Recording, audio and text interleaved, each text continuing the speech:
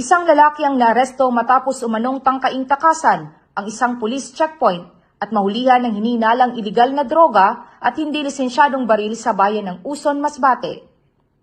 Habang nagsasagawa ng regular na checkpoint operation ng mga operatiba, sinubukan umano ng suspect na umiwas sa checkpoint.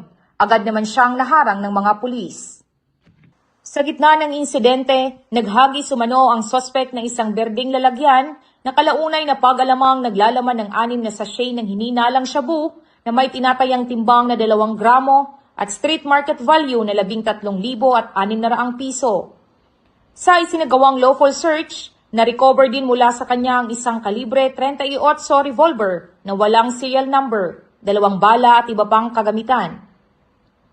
Nahaharap ngayon ng suspect sa kasong paglabag sa Republic Act 9165 o Comprehensive Dangerous Acts of 2002 at Republic Act 10591 o Comprehensive Firearms and Ammunition Regulation Act. Samantala, narito ang pahayag ng Chief of Police ng Uson Municipal Police Station.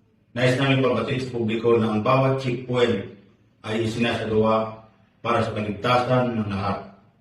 Hinihikayat namin ang ating mga kababayan na patuloy na makipagtulungan sa kapulisan at agad na ipagbigay alam ang anumang kahinahinalang aktibidad sa inyong lugar. Makakaasa po kayo na ang Uson Municipal Police Station, katuwang ang Masbate Police Division Office, ay mananatiling tapat sa aming tungkulin na pangalagaan ang kapayapaan, ipatupad ang batas at protektahan ang bawat mamamayan.